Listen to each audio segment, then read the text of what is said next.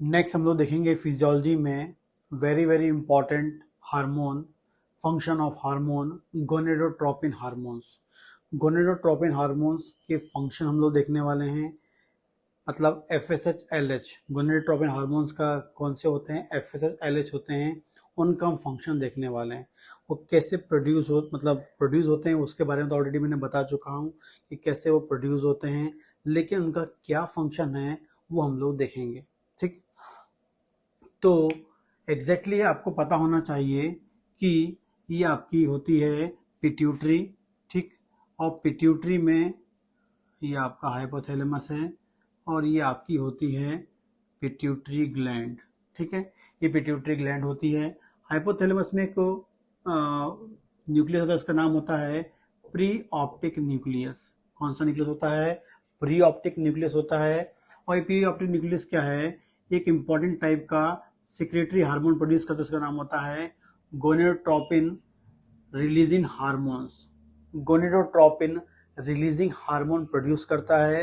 ये जो gonadotropin releasing hormone है, ये क्या है, ब्लड वेसल्स या कैपिलरीज के द्वारा कहाँ पहुंचता है, आपके पहुंचता है ये कैपिलरीज के द्वारा एंटीरियर पिट्यूटरी में पहुंचता है।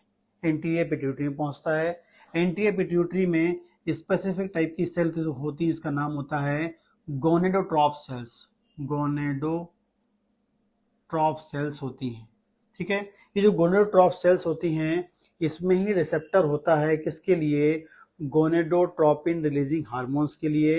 ये जो गोनेडोट्रोपिन रिलीजिंग हार्मोन्स है वो कहाँ से निकल रहा है, आपके प्री ऑप्टिक न्यूक्लियस से निकलता है। ठीक है, और यहाँ पर आने के बाद ये गोनेडोट्रॉप सेल से मिलता है और फाइनली फॉर्म करता है गोनेडोट्रोपिन हार्मोन प्रोड्यूस करता है। गोनेडोट्रोपिन हार्मोन प्रोड्यूस करता है। और जो गोनेडोट्रोपिन हार्मोन्स हैं वो एग्जैक्टली कौन से होते हैं, एफएसएच और क्या होते हैं, एलएच होते हैं। एफएसएच और एलएच को हम क्या बोलते हैं, गोनेडोट्रोपिन हार्मोन्स बोलते हैं। एफएसएच का फुल फॉर्म होता है follicular stimulating hormones, follicular stimulating hormones.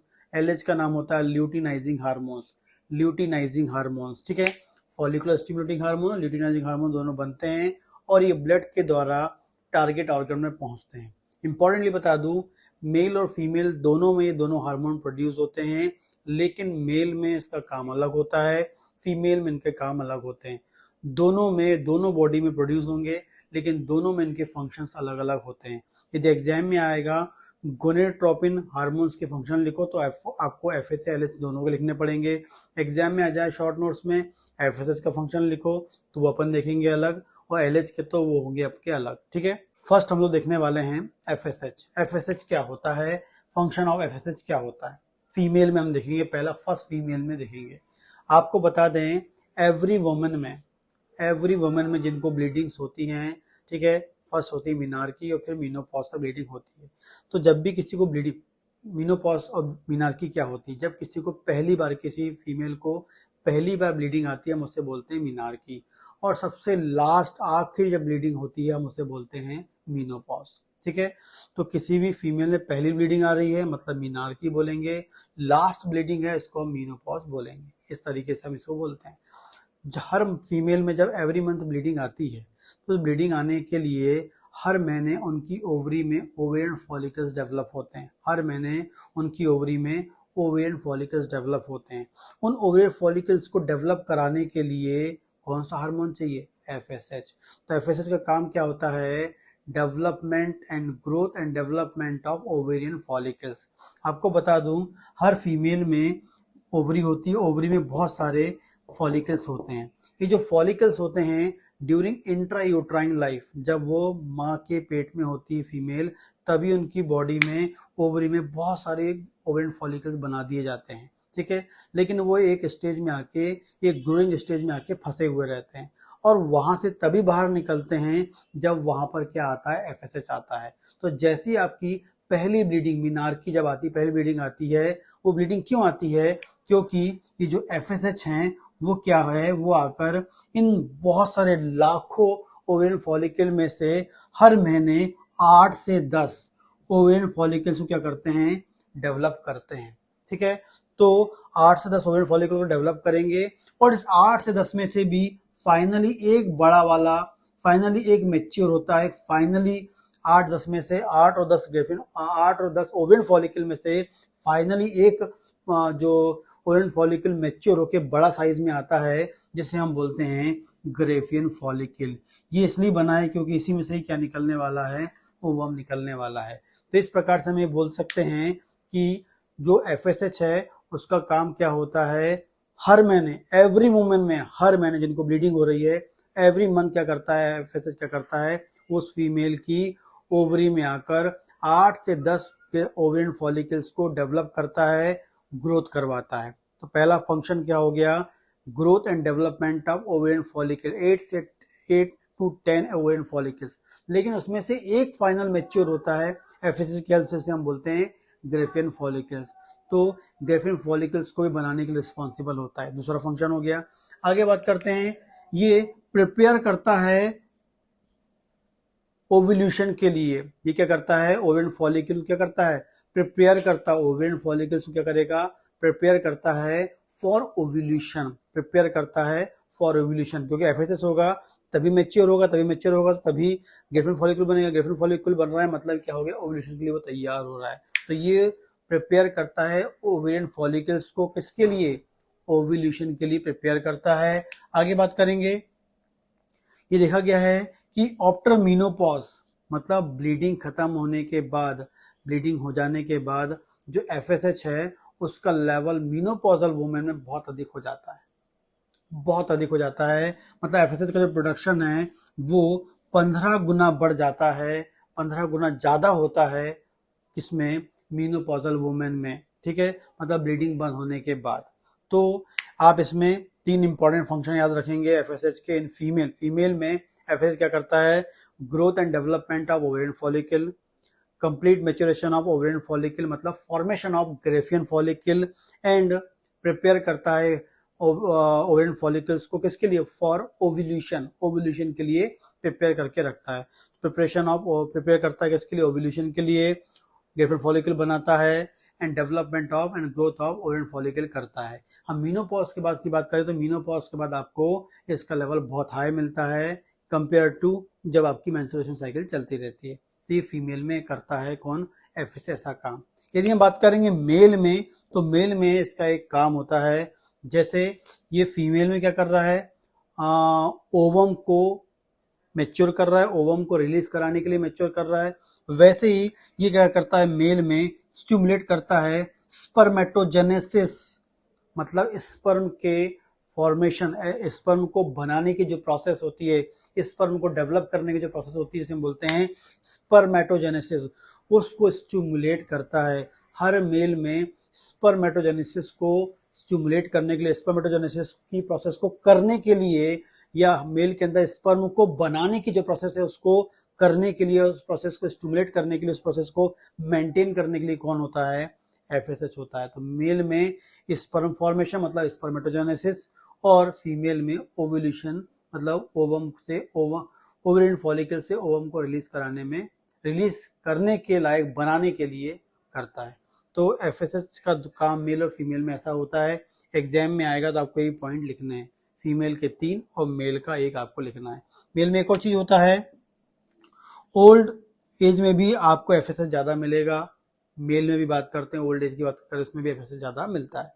एक और चीज बोलते हैं, एफएसएच को एक और नाम होता है गैमेटोकाइनेटिक फैक्टर्स, इसका एक और नाम होता है, इसको गैमेटोकाइनेटिक फैक्टर्स भी बोलते हैं, गैमेटोकाइनेटिक हार्मोन्स भी हम बोलते हैं, क्योंकि ये गैमेट्स मतलब मेल गैमेट स्पर्म है, फीमेल गैमेट ओवम है, इन दोनों गैमेट्स को फॉर्म करने के लिए, डेवलप करने के लिए रिस्पॉन्सिबल होता है, ग्रोथ करने के लिए रिस्पॉन्सिबल होता है। इसलिए एफएसएच का एक और नाम होता है गैमेटोकाइनेटिक फैक्टर।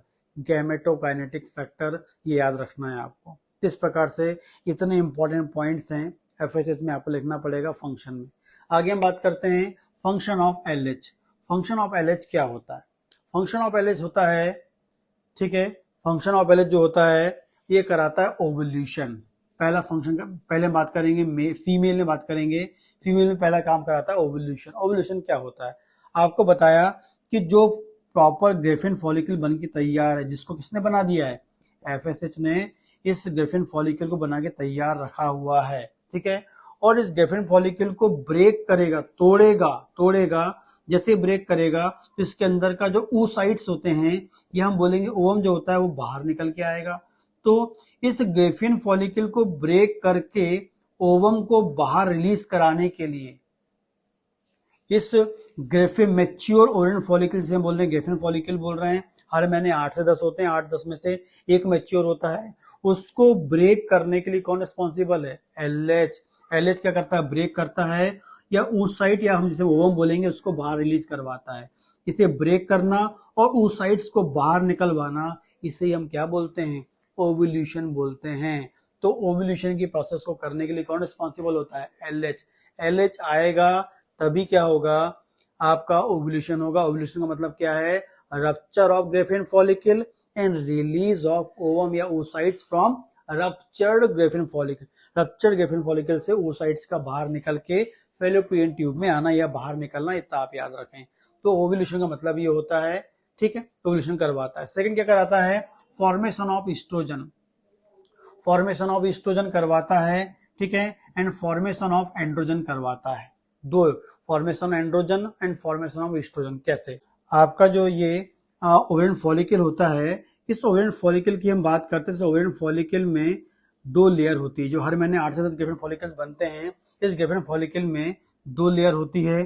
पहली लेयर की हम बात करते हैं जो बाहर की लेयर होती है, अंदर लेयर।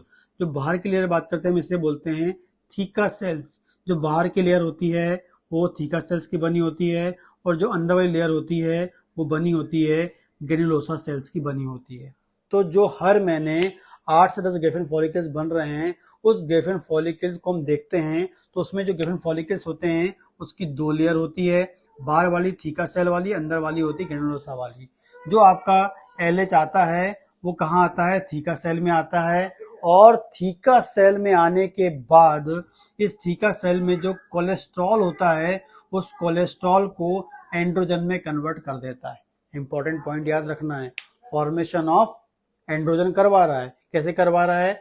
एलएच आया, उन ग्रेफिन फॉलिकल्स पे काम करता है जो हर महीने 8 से 10 बन रहे हैं, जिनको एफएसएस ने बना के रखा हुआ है, वहां पर आएगा, उनकी थीका सेल्स पे काम करेगा, और थीका सेल्स में प्रेजेंट जो कोलेस्ट्रॉल है उसको एंड्रोजन में कन्वर्ट करेगा। तो इस प्रकार से ये एलएच क्या करता है? एंड्रोजन का फॉर्मेशन करवाता है। अब ये जब एंड्रोजन बनेगा तो ये अंदर पहुंचेगा, और जो ग्रेनुलोसा सेल्स है इस एंड्रोजन को ईस्ट्रोजन में कन्वर्ट करेगी। एंड्रोजन बनेगा तो ईस्ट्रोजन बनेगा, एंड्रोजन बनेगा तब वो एंड्रोजन अंदर आएगा, और अंदर की जो लेयर है जिसे हम बोलते हैं ग्रेनुलोसा सेल्स वहां होती हैं। वो जो ग्रेनुलोसा सेल्स होती हैं वो क्या करती हैं? एंड्रोजन से क्या बनाती है? ईस्ट्रोजन बनाती है, ठीक है। तो इस प्रकार से जो आपका एलएच है वो क्या कर रहा है? ओवुलेशन कर रहा है। दूसरा क्या कर रहा है? फॉर्मेशन ऑफ एंड्रोजन कर रहा है। तीसरा क्या कर रहा है? फॉर्मेशन ऑफ ईस्ट्रोजन कर रहा है। एंड्रोजन कहाँ से करवा रहा है फॉर्मेशन? थीका सेल ऑफ आपके ovarian follicle and granulosa cells of ovarian follicle से क्या बन रहा है? ईस्ट्रोजन बनता है, ठीक है।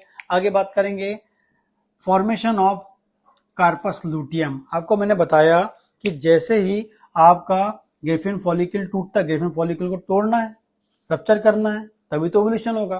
तो रप्चर होने के बाद जो ग्रेफिन फॉलिकल बचता है, ये टूटा हुआ जो ग्रेफिन फॉलिकल बचता है, इसका नाम हो जाता है कार्पस लूटियम।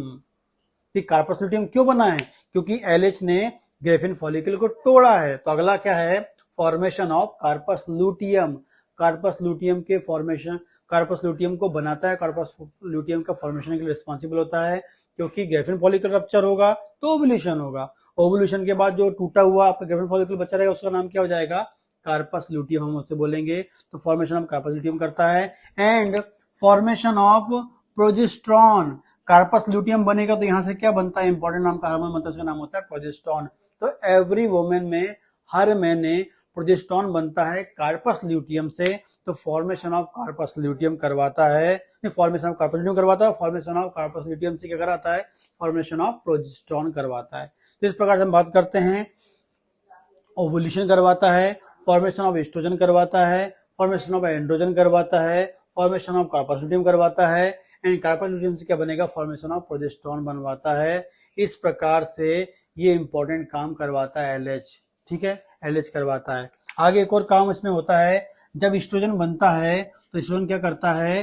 ये रिस्पॉन्सिबल होता है, यूट्रस में जाके काम करता है, यूट्रस में पहुंचता है और यूट्रस में एंडोमेट्रियम में प्रोलिफरेशन। तो एलएच के कारण क्या हुआ, एस्ट्रोजन बना है, एस्ट्रोजन क्या करेगा, प्रोलिफरेशन ऑफ एंडोमेट्रियम, एंडोमेट्रियम की जो मोटाई इसको बढ़ाएगा, एंडोमेट्रियम सेल का प्रोलिफरेशन कराएगा, ठीक है, वो करवाता है। एंड जो प्रोजेस्टेरोन होता है वो भी आपके एंडोमेट्रियम जाके काम करता है, ठीक। तो लेकिन आपको 5 फंक्शन याद रखना है, ovulation, formation of androgen, formation of oestrogen, ठीक है। इसके अलावा हम बात करेंगे क्या, आपका formation of corpus luteum and help या फॉर्मेशन ऑफ प्रोजेस्टेरोन जो होता है। ये 5 इंपॉर्टेंट काम कौन कराता है, एलएच करवाता है, ठीक है, किसमें, फीमेल में करवाता है, ठीक है। और जो डिटेल होगी जब हम लोग नॉर्मल मेंस्ट्रुएशन साइकिल पढ़ेंगे फीमेल की, तब उसमें मैं आपको बता दूंगा कि कैसे नॉर्मल फिजियोलॉजिकली उनकी बॉडी में मेंस्ट्रुएशन साइकिल होती है, ठीक है। आगे बात करेंगे इन मेल, मेल में क्या करता है, ये लिडिक सेल्स होती हैं, लिडिक सेल्स होती हैं काय में, मेल में, मेल के टेस्टिस में, मेल के टेस्टिस में लिडिक सेल्स होती हैं, उनको स्टिमुलेट करता है और क्या करवाता है, टेस्टिकुलर एंड्रोजन, टेस्टिस से निकलने वाला एंड्रोजन। ये यहाँ जो एंड्रोजन था वो ओवेरियन एंड्रोजन था और यहाँ पर क्या निकल रहा है आपका, टेस्टिकुलर एंड्रोजन निकलता है और जो आगे जाके टेस्टोस्टेरोन में कन्वर्ट होता है। तो मेल में ये लिडिक सेल्स का यूज करके, लिडिक सेल्स के द्वारा जो एलएच है वो लिडिक सेल्स के पास जाएगा और जो लिडिक सेल्स हैं वो क्या प्रोड्यूस करेगी, टेस्टिकुलर एंड्रोजन प्रोड्यूस करेगी। यहाँ जो थीका सेल्स थी जो एंड्रोजन प्रोड्यूस कर रही थी ओवरी में, वैसे ही टेस्टिस में, टेस्टिकल्स में, मेल में टेस्टिस होती है, टेस्टिकल्स में लिडिक सेल्स होती है, लिडिक सेल्स में वो क्या करेगा, टेस्ट आपका एंड्रोजन प्रोड्यूस करेगा, उसका नाम होता है टेस्टिकुलर एंड्रोजन होता है। वो फाइनली क्या प्रोड्यूस करेगा, फिर टेस्टोस्टेरोन में कन्वर्ट हो जाएगा। तो इस प्रकार से मेल में लिडिक सेल्स का यूज करके एंड्रोजन बनाता है और यहाँ पर थीका सेल का यूज करके क्या बनाता है, क्या आपका ओवेरियन एंड्रोजन बनाता है। इस प्रकार से ये इंपॉर्टेंट फंक्शंस हैं एलएच के, ये इंपॉर्टेंट फंक्शंस हैं एफएसएच के।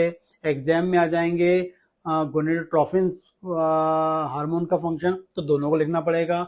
यदि आपका एफएसएच आएगा तो एफएसएच लिखना पड़ेगा और एलएच चल जाएगा तो आपको एलएच के बारे में लिखना पड़ेगा। इसके अलावा कोई क्वेश्चन हो तो आप मुझे कमेंट कर सकते हैं। इसके अलावा आप मेरे ऐप फाइनली लॉन्च है, उसमें आप लॉन्च हो चुका है, उसको आप इंस्टॉल कर सकते हैं, इसका डिस्क्रिप्शन में लिंक मिलेगा। आप ऐप में जाएंगे तो ऐप में आपको जनरल पैथोलॉजी का कोर्स मिलेगा, गायनेकोलॉजी का कोर्स मिलेगा। जो गायनेकोलॉजी का जो कोर्स अभी लॉन्च हुआ है उसमें 21 वीडियोस हैं। इन 21 वीडियोस के बाद और वीडियोस भी आपके रेगुलर आते रहेंगे, पूरा कंप्लीट कोर्स कराया जाएगा। अभी आप इसको ज्वाइन कर लीजिए और रेगुलर आपको वीडियोस मिलते रहेंगे, ठीक है। पूरा जो सिलेबस है वो कंप्लीट कराया जाएगा with competitive exam, with clinical concepts, with treatment, आपको मैनेजमेंट भी इसमें पूरा कंप्लीट बताया जाएगा, ठीक है। जब आप वीडियो देखेंगे तो खुद आपको समझ में आएगा। इसके अलावा आप ऑर्गेनल ऑफ मेडिसिन का कोर्स ज्वाइन कर सकते हैं और इसके अलावा आप 12 टिश्यू रेमेडीज का जो कोर्स है वो भी आप ज्वाइन कर सकते हैं। कोर्स आपको जाना पड़ेगा एप्लीकेशन में और वहाँ जाकर आपको देखना पड़ेगा कौन सा आपको कोर्स चाहिए, ठीक है। इसके अलावा कोई क्वेश्चन तो आप मुझे कमेंट कर सकते हैं और दिए गए नंबर पर 3 से 5 बजे के बीच में बात कर सकते हैं। पहले व्हाट्सएप पर मैसेज कर दीजिए कि सर मुझे इस कोर्स के बारे में पूछना है, फिर आप कॉल कर सकते हैं, ठीक।